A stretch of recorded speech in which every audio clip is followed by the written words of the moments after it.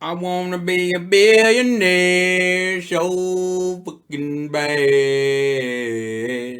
I wanna make the money I wish I had.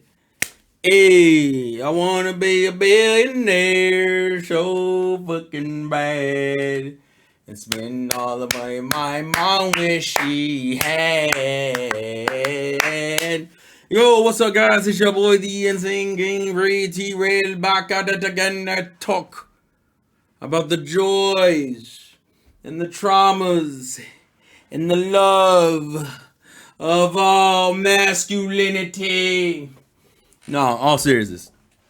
We've kind of hit this new generation of podcasts and social discussion and commentary about the meme of gender and sex and dating and who has what roles and how times have changed, and we can't conform to stereotypical gender norms, but we need to recognize the trauma that both men and women have gone through. Various races have different contexts and things we don't understand, and it's just been a lot of talk. It's been a lot of fucking talk. And I'm not here to devalue the talk, but I want to specifically talk about masculinity because that's the side I can really speak from. So we seem to have two camps. You have traditional masculinity, which is what has been kind of the norm for the majority of time, and then recent masculinity, which is that masculinity isn't in this little box. And it's funny because it also bleeds into the dating conversation of what constitutes like a traditional woman versus a modern woman. What's the problem with modern women versus the problem with like non-traditional women or like traditional women, and why one is more appealing than the other. And it kind of gets into a conversation that I don't necessarily think has really reached a proper conclusion, but it's very interesting, and I always feel myself conflicted because here's the thing: modern women very much want all the bang but none of the work to achieve said bang. And what I mean by that is that a woman wants to work the six-figure salary and wants the fucking and wants the high-ranking position, but doesn't necessarily want, but still wants to be treated like the woman in the relationship, where you're getting catered to, you're getting pampered, you're getting treated like the queen or princess that you are, without really having to work for it. And my concern is that men have gotten to the point now where they're just like, bro, it's not worth it. And then realistically, it's not. With men, unfortunately, dealing with modern women is actually worse than dealing with traditional women. Traditional women are pretty straightforward about what they want and what you had to do to get them, which was essentially just be respectful, kind, treat them, and like essentially be the man of the house while they would do the things like cooking, cleaning, have children. Now I recognize we're in 2022. That shit doesn't necessarily have to fly anymore, and it doesn't, because, like I said, the woman also wants to be the high-ranking worker in the office building and wants to make just as much, if not more, than you would in that same building because of equality, right? So then the conversation turns into, well, then I don't, that means why can't he stay at home? Why I gotta stay at home? Why can't he do the cooking and cleaning and shit? And what always irked me about this conversation is that like women don't find those kind of men attractive, or a lot of women don't. I won't say that no one does. I've seen guys like that obviously be married and perfectly happy in their relationships. So there are women who are perfectly fine with guys like that, but a lot of women aren't, but also still want to be the breadwinner or like the one in control in the household. And it also comes from a misplaced understanding of like making the money means you have the power dynamic. And that's also because some of these women have been in really toxic relationships where men have openly done that to them. Where it's like, I'm the one making the fucking 80 grand, 90 grand, 100K in the house. So you don't get to tell me about shit. And I think women want to run this masculine energy in the relationship. And I think what they don't understand is you being modern and you having the independence to do and be wherever you want to be doesn't mean all of a sudden you become a man in the relationship. And I think that's the problem. When unfortunately you need masculine traits to kind of, or traditionally masculine traits, to make it in like the hard business world or to be like a financial hustler. Like when you're working at home, you don't need those traits. You don't need to be overly aggressive with other people because you're not really dealing with other people. The only people you're really dealing with is like your kids and shit. And that's only when they get older. And that's if you have kids in the moment. Um So women had to kind of take on masculine traits to get to the goals they wanted to achieve, but didn't realize that no guy finds that shit attractive. There are not, no, let me phrase it, not no guy. The majority of men do not find those kind of women attractive. So because of it, you got a bunch of guys who aren't interested in a woman because money with women never meant anything because women never spend their money anyway. Like even women who make a ridiculous amount of money don't spend that money on the boys they're with or the men they're with. They don't do that. So because those women still want to be treated, it goes back to what I was saying before. Women still want to be treated like women in the relationship, even if the money dynamic is completely different. So like, I'm still the one paying for everything. I'm still the one treating you, and you're just holding cash because you can. So like, money never meant anything to us because you never were gonna spend your money on me anyway, and B, we weren't raised to let women treat us like that. Because they wouldn't do it, and B, because it was never expected anyway.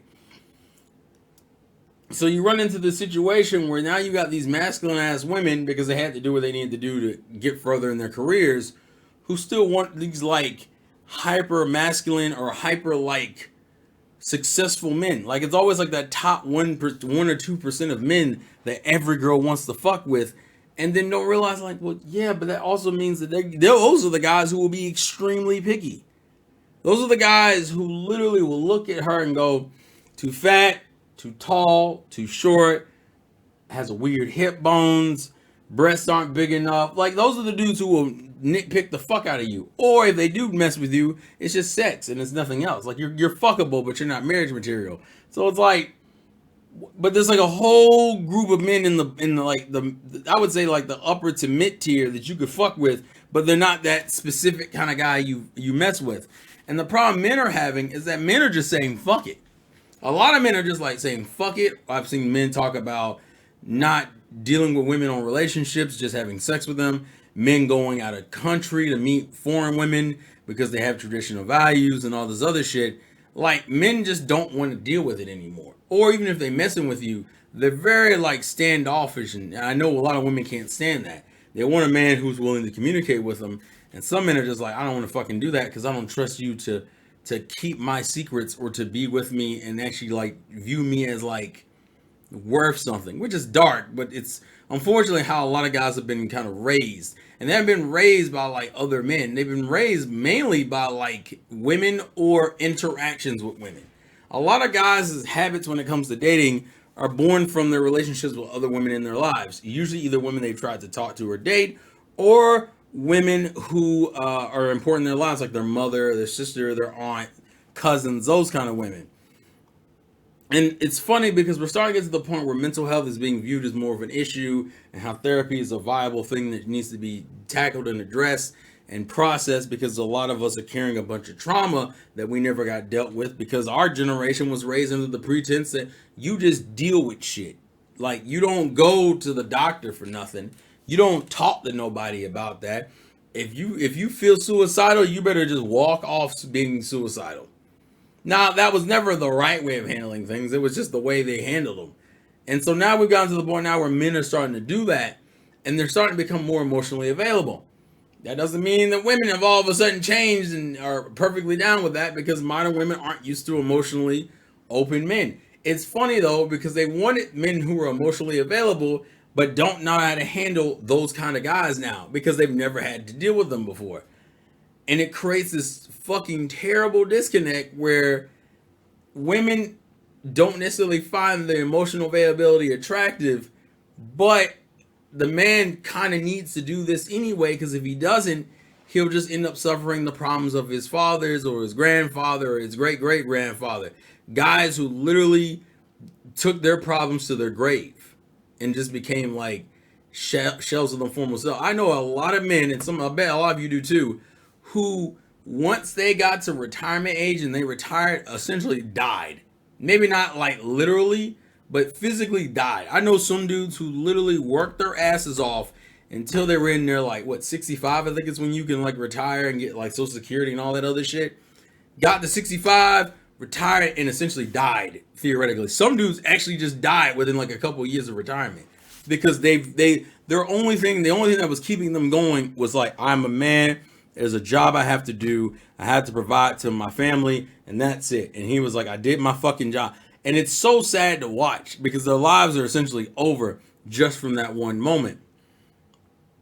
And so I very much believe that the importance of mental health and addressing issues is very fucking important, or we will end up like our forefathers. Motherfuckers who worked their asses off until they were dead and then just died. Emotionally and physically eventually anyway.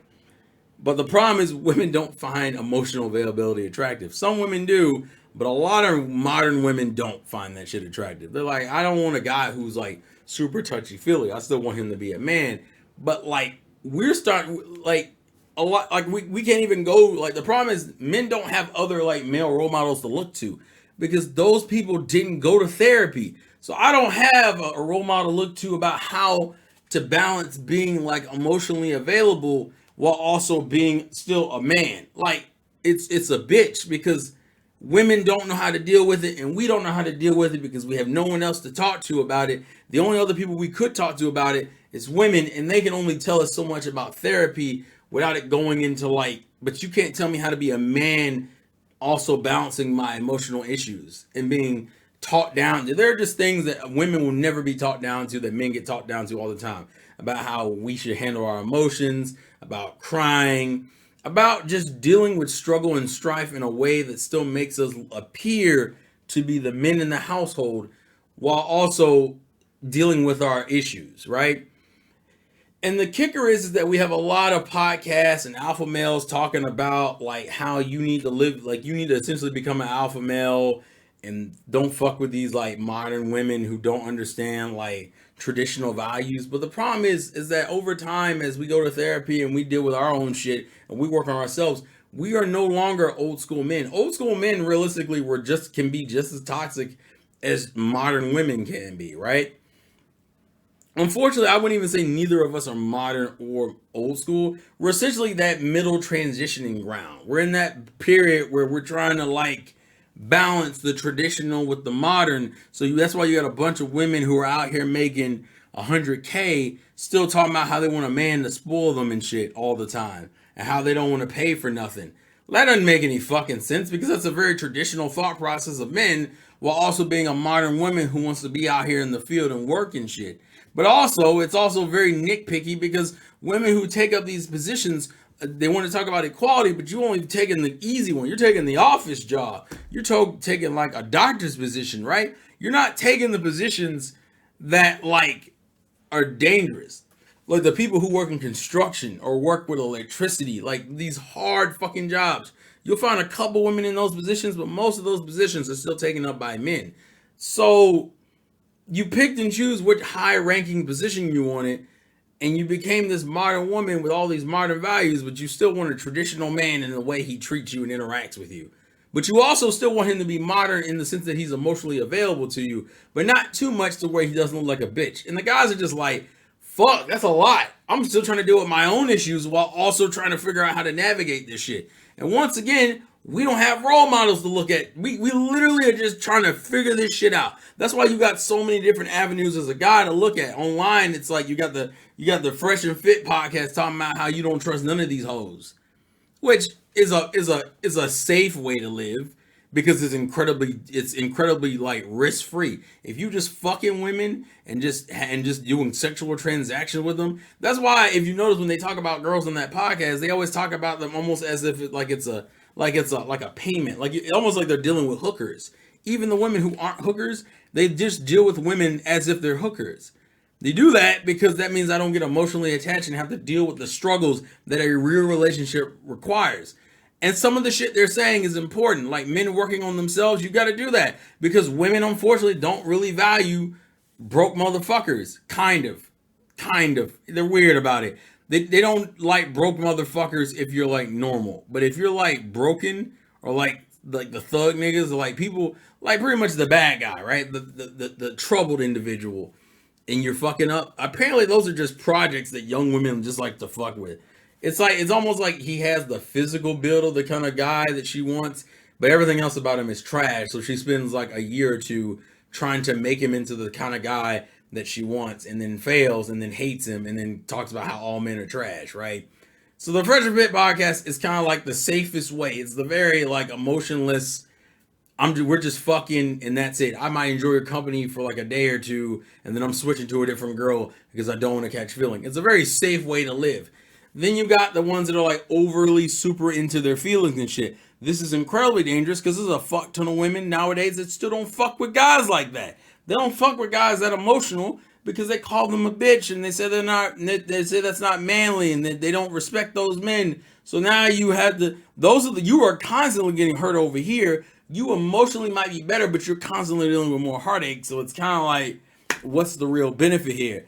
And you're trying to find this balance of like still being a man, because the masculinity teachings on the woke, red pill, fucking fresh and fit side, there are some things that are very much to take heed of. They're not all the way wrong.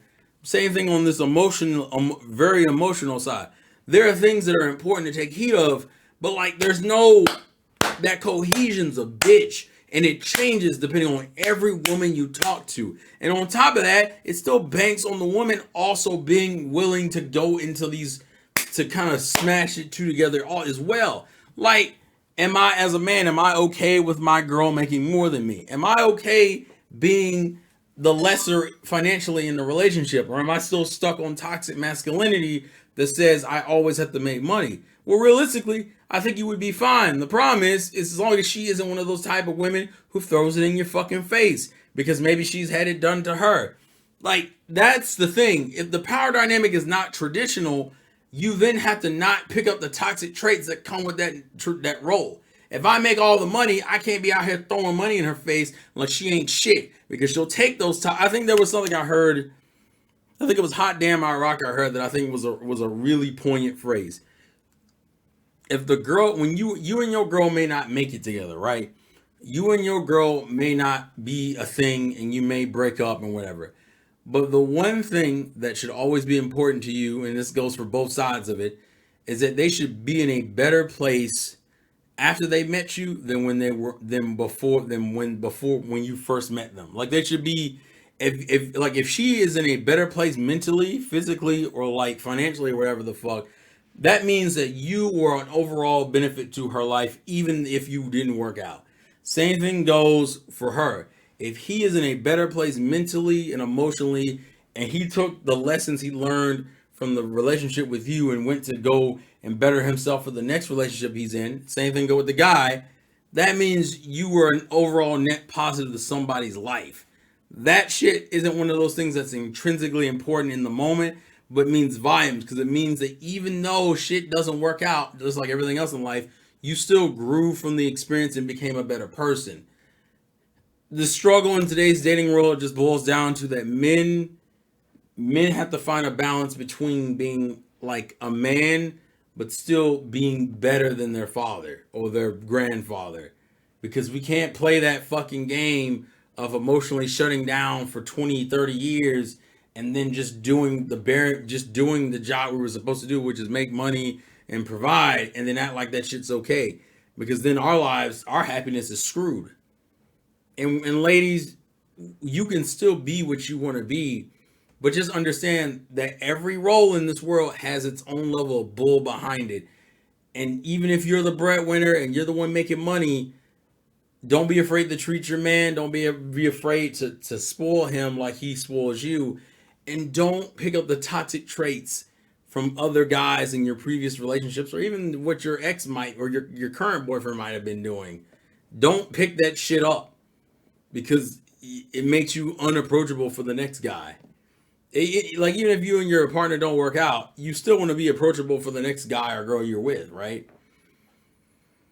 It's a lot. This shit is a lot, and it's hard, and I think we're making progress, but the grind is a bitch, and the young girls are not being taught right at all, and the guys are looking for guidance, and some of the guys they're not finding that balance between being like a man, but also being emotionally available. It's a bitch, but please leave your thoughts and comments in the comment section below. It's been your boy, the Insane Game Freak. Thank you for watching. I appreciate the comments and thoughts and follows. I'm out of here.